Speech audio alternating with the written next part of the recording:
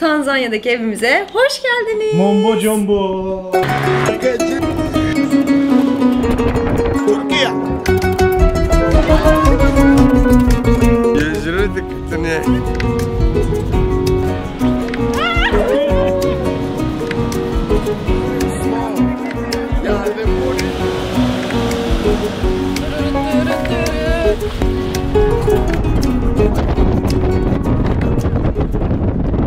Şimdi öncelikle bir hikayeyi baştan alalım. Biliyorsunuz ani bir kararla Hindistan mı, Tanzanya mı, orası mı burası mı derken buraya karar kılıp geldik. Şu anda çok eskilerden çok sevdiğimiz, çok samimi olduğumuz bir abimizin evindeyiz. Dedi ki mutlaka ilk birkaç gün gelin bende kalın çünkü işte ortama alışmanız lazım.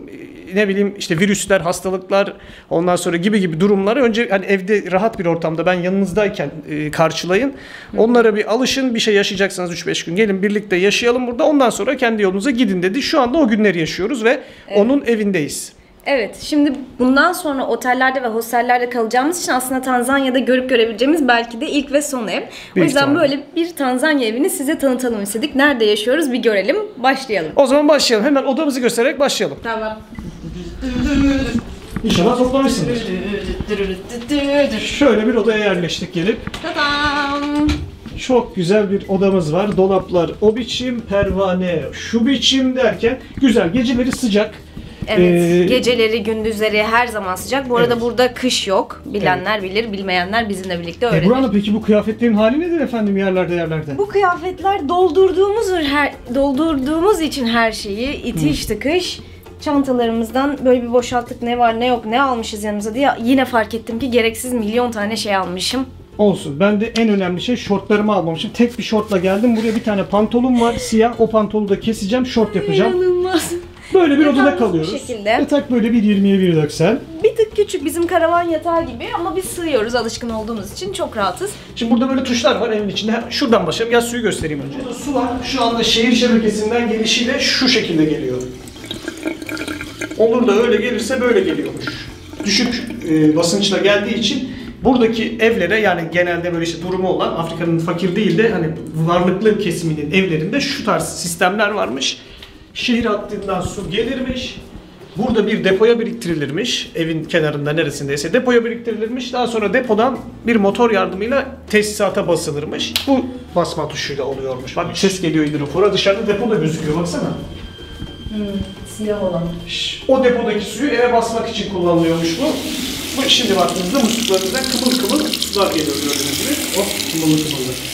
Tabii Afrika deyince suyla ilgili böyle eksantrik durumlar yaşanacağı tabii ki ortadaydı, belliydi. Bu ilk şahit olduğumuz durumdu. Bu şekilde geri Yanındaki ne? kapatıyorsunuz. Bu da ısıtmaymış. Ama biz şu ana kadar ısıtma ihtiyacı duymadık çünkü bidonlar siyah olduğu için depolama bidonları biriken su zaten ısınıyor onun içinde. Evet. Ben hiç yakmadım yani. Ben de İki defa, 3 defa duş aldık ve hiç şey yapmadık. Ama şimdi yakayım hadi. Zarar verelim biraz eve. Mutfağa geçiyoruz. Anlat Şimdi bakalım. arkadaşlar öğrendiğimize göre Afrika'da ne mutfak... Benim ismim mi geleceksin? Koridor uzun ya yürüyorum. Evet. O zaman gel bakalım. Şöyle ışık patlaması. Evet aşkım. Afrika'da mutfak kültürü pek fazla yokmuş. Bunu öğrendik. Gelene kadar da zaten bunu teyit etmiş olduk. Çünkü herkes yolda ateş yakarak o şekilde yemek yapıyor. Evlerin önünde ateş yakılmış yani. Evet, yolda derken hani evlerinin önünde. Yani içeride evlerinin içinde mutfak yokmuş hepsinin. Patates kızartmasını çok seviyorlar. O da İngiltere'den gelen bir alışkanlık. He. Ve tavuğu çok seviyorlar. Yani tam yerine düştüm. Evet güzel. Sokaklarda tavuk mamuk yiyoruz. Güzel. Şimdiye kadar sağlığımız bozulmadı. Burada da İdare mutfak ediyoruz. yokmuş bu arada. Yani bu kadar iyi değilmiş mutfak. Gelen abimiz buraya mutfak yaptırmış. Evet. Salonda bu şekilde. Klimamız var. Yatak odasına yine klima var. İnternet yok burada. Herkes telefonuna indiriyor. Bu arada internet inanılmaz pahalı. 15 GB'ı 20.120 lira. 20.000 şilik 120 lira yapıyor. Haftalık 15 GB 120 lira. Biz bayağı çok pahalı bir yere geldik ya. Biz ucuz diye geldik ama yandık ya biz resmen. Neci ya? Çok yüksek. Neyse burada bir tane arkadaşımız var. Mesela şeymiş, WhatsApp'tan yazıyor. İnternetini kapatıyor. Ondan sonra işte bir saat sonra tekrar açıyor, tekrar yazıyor, tekrar kapatıyor gibi kullanıyorlar İnternet ücretleri interneti. pahalı. Elektriğe geldi. Bakalım elektriği anlatabilecek miyim? Anlatırsın. Şimdi elektrikte şöyle. Bizde nasıl elektriği harcıyorsun ve faturan geliyor. Evet. Burada da elektriği şu kutuya dolduruyorsun. Elektrik seni harcıyor. Heh. Kontürlü bir şekilde. Yani diyorsun ki ben 100 liralık elektrik kullanmak istiyorum. Dolduruyorsun ve ona göre kullanıyorsun. Evet. Burada da yazıyor zaten. Şu an nereye basacağım bilmiyorum. Bozmayayım. Bozmaz bir şey olmaz. Akşam ben elektrik gitti bir ara çalışıyorduk. Sonra geldim bastım hiçbir şey göstermedi. Hemen burada buranın gösteriyor şu anda. Demek ki elektrik gidince bu da çalışmıyor. Şu anda 124.2 kW elektriğimiz var. Yani TL karşılığı yaklaşık 20 bin lira falan herhalde bunun. Devam edelim. Bu bittiği zaman gidip bununla birlikte yükleme yapıyoruz değil mi? Yani Türkiye'deki doğalgaz sistemi gibi. Bazı evlerde oluyor ya, kontür yüklüyorsun, doğalgazın geliyor gibi. Benim hoşuma gitti ya. Güzel bir şey bence. Yani ne kadar bilmiyorum elektrik ki. harcadığını bilmek. Özellikle şu anda Türkiye'de böyle fiyatlar uçmuşken ne kadar güzel Ya olurdu. ona da uydururlar. Bizim çok güzel uydurabilirler. O paketleri güncelleyeceğiz derler falan her ay. Elektriği İngiliz standartı, Avrupa değil. Avrupa'da böyle mi bilmiyorum. Değil. Olabilir de. İngiliz standartı bu. Yani üçlü priz. İngiltere'de bunlar kullanılır biliyorsunuz. Zaten Afrika'da genelinde temelinde bir İngiltere sömürgesi olarak düşünüldüğünde ortalama aşağı yukarı bunun olması doğal. Trafik sağdan, yani bizimkinin tam tersi akıyor. İşte bizimki nereden akıyor? Bizim sağdan akıyor. Bunun soldan akıyor. Çok karıştırıyorum. Sürekli nasıl biliyor musunuz? Yan koltukta, yani bizim asıl oturulan sol koltuktaki kadınları genelde böyle uyurken görüyorum ve aman Allah'ım uyumuş falan oldum sürekli. Ve atlatamadım bunu. Her araba geçişinde aynı şeyi yaşadım. Neyse. Bir de burada şey varmış ya. Belki erkeklerin ilgisini çeker diye söyleyeceğim bunu. Televizyon Bilmediğim şeysi. şey.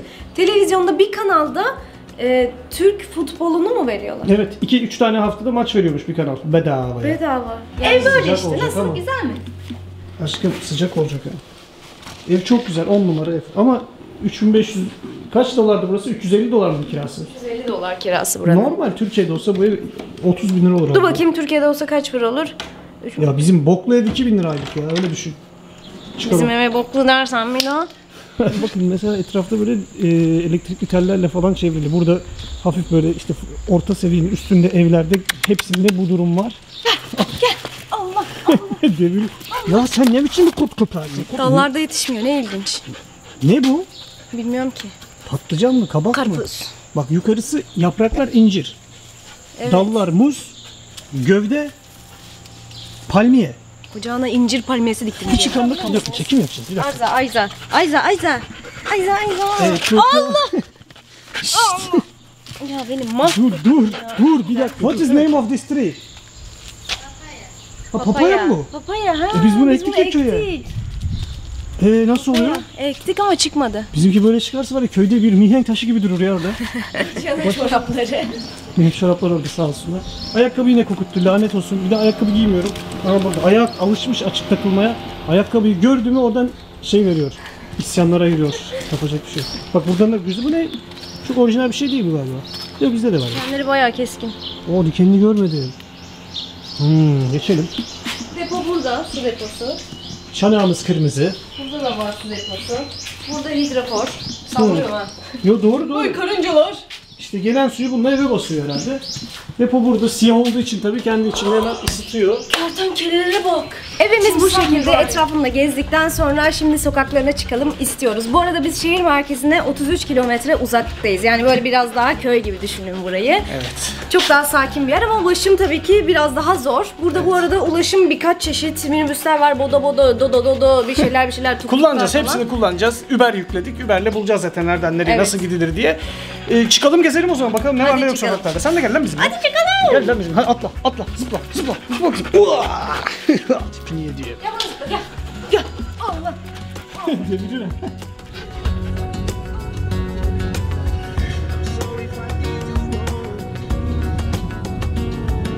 Ya sen ne yapıyorsun ya? Ne yapıyorsun ya?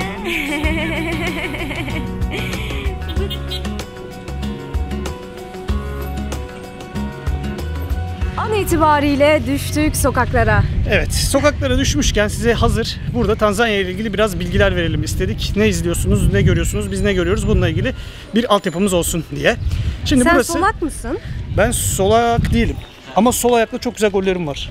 Bir Eric Cantona, bir benim David ağzımın Beckham. içinde. Evet, böyle mi tutayım? Pardon. Şimdi geçelim bilgilere. Şimdi Tanzanya dünyanın en büyük 31. ülkesiymiş. Yüz ölçümü 950.000 metrekare. Türkiye'mizin yüz ölçümü de 780.000 metrekare. Şöyle gözünüzde biraz canlandırabilirsiniz büyüklüğünü. Ülkede ana din olarak 2 tane din varmış. Hristiyanlık ve Müslümanlık. Çok enteresan bir bilgi var. Şöyle buradaki başkanlık düzeninde 5 yıl boyunca bir diyelim Müslüman başkan ve onun ekibi eğer yönetimdeyse o 5 yılın sonunda diğer yönetim Hristiyanlardan seçilirmiş. Hristiyan olurmuş. Yani 5 yıl öyle 5 yıl öyle kardeş kardeş yaşamanın bir yöntemini bulmuşlar bu şekilde. Şu anda Müslüman var değil mi? Evet, şu anda Müslümanlar, bir kadın başkanları var ve şöyle bir şey olmuş.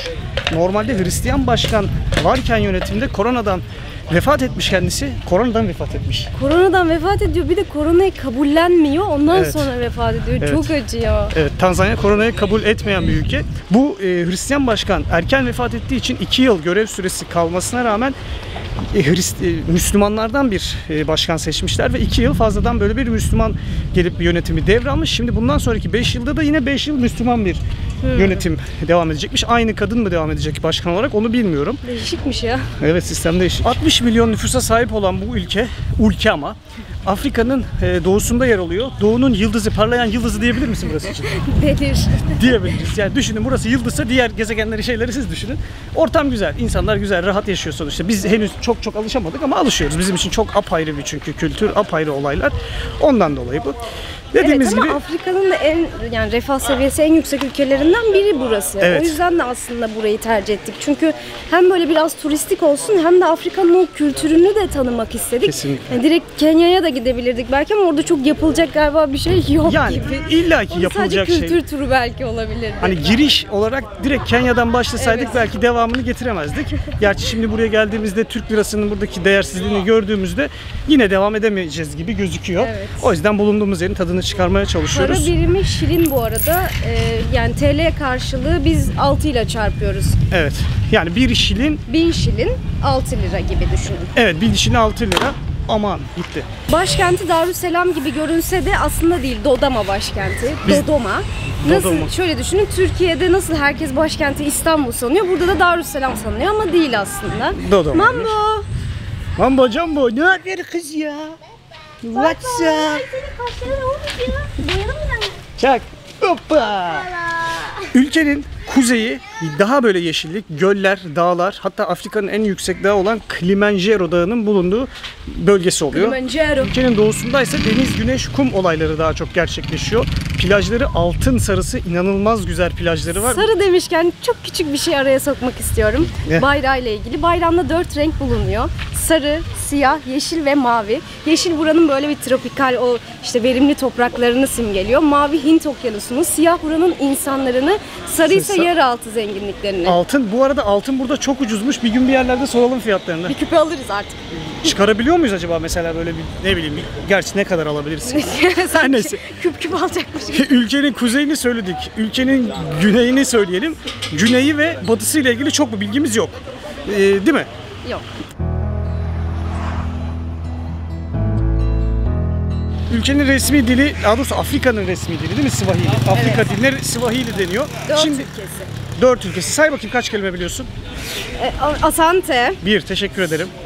Jumbo, Jumbo, ne haber? Yok, Ay, merhaba. arkadaş. Merhaba. Mambo, WhatsApp, nasılsın? Boğa. İyiyim. Kaka, bayım. ha, Mama, hanım. sallıyor Öyle mi? biraz da O neyse. ikinciyi salladım. Onun dışında başka bir şey öğrenemedik de ama dil tabii ki çok karışık. Bizim dil yapımızın bayağı bir dışarısında bir dil. Yine de günde 4 kelime öğrenirsen, bak sana bir bilgi vereyim. Günde 4 kelime öğrenirsen bir haftada yabancı bir ülkede şakır şakır konuşuyor oluyorsun. Şakır şakır tamam. Tabii be. ben zaten Türkçe'de de 50 tane kullandığım için benim için sorun olmuyor. Ülkenin dili dediğimiz gibi Swahili ve ayrıca İngilizce de bunun yanında tabii ki kullanılan ana dil gibi bir şey burada. Birçok bölgesinde İngilizce dili konuşuluyormuş, biliniyormuş. Hello. What's your name? My name is Salu. Salim. Cihan. Gina, you? Ebru. Can we check your shop? Şöyle bir şey var, sokakta burada herkes saç örebildiği için sokakta böyle duvar kenarında insanlar oturuyor, kadınlar çağırıyorlar gelin saçlarınızı örelim diye. Yani Evet. böyle kuaför olması da şart değil bu arada. Olay bu. Güzel, nezih, temiz, boyası güzel atılmış. Hepsinin gerçekten saçları örülü. Ayna kalitesi de iyi, kocaman bir ayna. Şu an berber mi tanıtıyorsun? Şey duydum ben. Saçları bunların böyle kıvrılarak büyüyormuş. Yani Tabii bonus var. hep bonus olarak büyüyor. Düz uzun büyümüyorlarmış galiba, değil mi saçları? O yüzden de herkesin saçı örülü burada. Ya kapalı ya örülü. Normal saç görmedik. Vay be. Kendi saçları çok çıkmadığı için, uzamadığı için ek saçlarla böyle salmın geziyorlar. Thank you Salim. Okay. Another shop is your place. Yeah, this is enough. Thank you. You say. Turizm buranın ana gelir kaynaklarından. Turistler burada ne yapıyor derseniz eğer, birincisi tabii ki akla ilk gelen şey safari. Burada Serengeti diye, yanlış söylemiyorsam eğer. Serengeti, evet. Dünyanın... Devam et. Yo, devam et. Dünyanın en güzel safari merkeziymiş Serengeti. Evet, yani şu belgesellerde falan izlediğimiz her şey orada çekiliyormuş. Oraya gitmeye maalesef gücümüz yetmiyor. Çünkü kişi başı 1500-1600 dolara Minimum. denk geliyor. Sadece girişi bu arada yani. Gidemeyiz oraya ama mutlaka bir safari yapmayı çok istiyoruz. İstiyoruz. Bölge şöyle, şimdi kuzeyinde bulunuyor Serengeti. Yine kuzeyinde bunun bu arada şey var ülkenin. Ne gölüydü? Victoria Gölü. Afrika'nın 3-4 diğer ülkesine de bağlı. Afrika'nın en büyük gölü. İşte kuzey tarafında o dağlar, asıl olaylar orada. Biz bir kısmını yapacağız ama safariyi orada yapamayacağız büyük ihtimalle. Yine de burada daha ucuz çözümlerle aynı hayvanları göreceğiniz, aynı neredeyse ortamları yaşayacağınız ama daha küçük versiyonlarını safari yapabileceğiniz yerler, bölgeler varmış. Onlardan birkaç tane öğrendik. Mikumi diye bir yeri varmış, değil mi? Orası biraz daha ucuz gibi gözüküyor. Kararsızız oraya gitsek mi gitmesek mi diye. Onun da bize maliyeti yaklaşık herhalde 5-6 bin lira gibi bir şey olacak gidersek. Ama herhalde gelmişken deneriz onu da be. Deneriz. Yani bir aslan kaplan sevmeden gidilmez buradan ya. Ülke ayrıca adalarıyla çok ünlü. Yani şu internete manzara falan yazdığınızda Ölüdeniz'den sonra burası gelir. Evet. Bu arada halkın %20'si kentlerde, %80'i köylerde yaşıyor. Biz de şu anda köy sokaklarında geziyor olabiliriz. Yani gibi biraz merkezden uzak olduğumuz için böyle bir ortamdayız. Fakirlik burada diz boyu gerçekten ama insanlara baktığın zaman böyle o kadar mutsuz tipler değiller yani. Bizim hani sokakta hımçır yürürüz ya, öyle tipler pek yok. En azından birbirleriyle selamlaşıyorlar mesela. Evet. O Merhaba tarz demeden durum kimse geçmiyor. geçmiyor. Bir esnafı görüyorlar, onu görüyorlar, yolda karşılaşıyorlar falan. Çok güzel selamları, onları bunları. Otobüste özellikle gayet samimi bir yolculuk yaşayabilirsiniz. Ben yaşadım hatta. Çok Ay, ödüm pardon, koptu. pardon babam, pardon. Koca yol var ya. Pardon. Mambo, Jumbo. Bizi de götür. Şuraya arkadaş atlayalım da gidelim belki. Matatizo. Patates o Turkey. Problem. No problem. Yani dilo.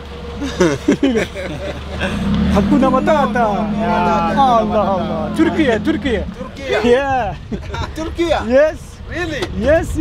You know sakin? Who? Sakin. Sakin. What it means? Sakin tulia. What it means? Sakin in Turkey means relax. Yeah, relax. Yes. Sakin. Haydi. Where are you from? Where are you going? Take us. Yalla. Take us Yeah. to the beach. Yeah. Dur Thank ya, yallah diyor. Thank you. Esante. Böyle işte. haydi yallah diyor. Devamını söylüyorum. Yallah nedir ya? Yallah yedik vallahi. Kamerayı çok istemeyenler de var. Yani ben şunu hissettim. Kamerayı saygısızlık olarak hissediyorlar. Bazı Evet. yerlerde şey yapıyorlar, money diyorlar. Bazı yerlerde no asker var diyorlar falan ama güzel bir dille anlaştığın zaman hemen yumuşuyorlar. En azından saygısız bir duruşunun olmadığını anladığında zaten dans etsen o edersin yani. Evet. Öyle bir durum.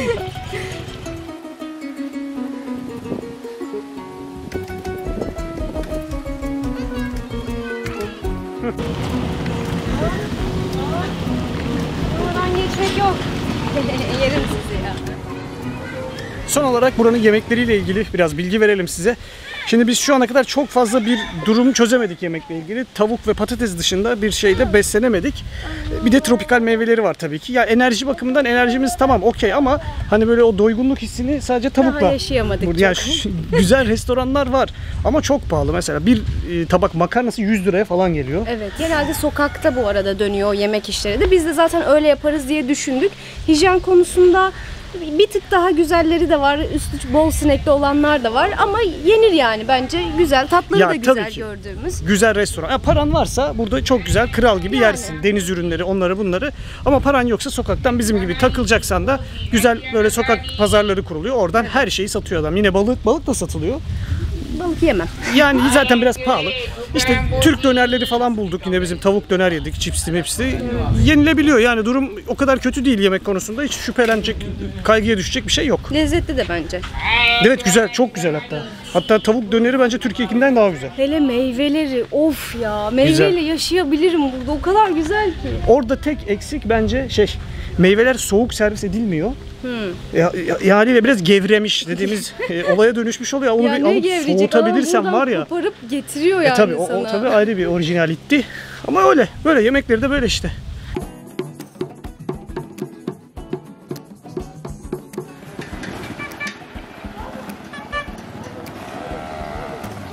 One, two, three. What is your name? My name is Tuali. How long this took to This almost a week. 1 week? Yeah, this is oil, Right. so it taking time to dry. Dry and- you have to wait, and then you start. Rekorda basıldı. Rekordun Tanzancasını öğrenebilir miyiz? Hayır. Kelimeye kelime ekleyelim. Kuta matata. Hakuna Matata. No problemle başlayalım o zaman güle güle konuşmamıza.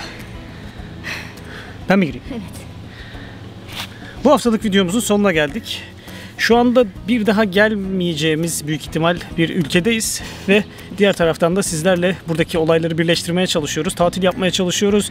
Çok karışık. Alışmaya çalışıyoruz. Alışmaya çalışıyoruz. Karnımızı doyurmaya, kafamızı sokacak bir yer bulmaya çalışıyoruz. Aslında hepsini aynı anda yaşamak çok keyifli. Zaten biz bunun için geldik biraz Kesinlikle da buraya. öyle. Etrafta tatilimizi yaşamak istiyoruz. Bir tatilde içerik üretmek istiyoruz derken Çok ortaya taraflı. Çok taraflı bir video çıktı. çıkıyor bilmiyoruz. Umuyoruz ki iyi geçecektir sizlere. Heyecanımızı paylaşırsınız. Kendinize dikkat edin. Önümüzdeki videoda görüşürüz. Ne zaman olacağını bilmiyorum ama herhalde haftalık ara vermeden devam etmeye Evet çalışacağız böyle yine. yakın videolar atacağız 3-5 günde bir. İnşallah.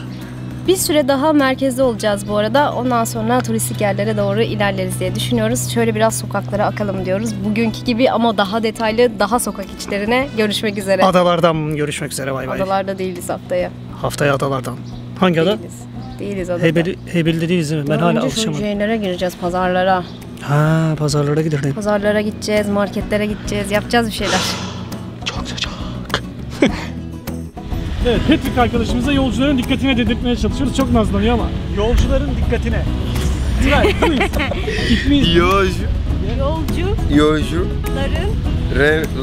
dikkatine. Dikkatine. Bravo! say it. Say it please. Yolcuların dikkatine. Yolcuların dikkatine. Yes,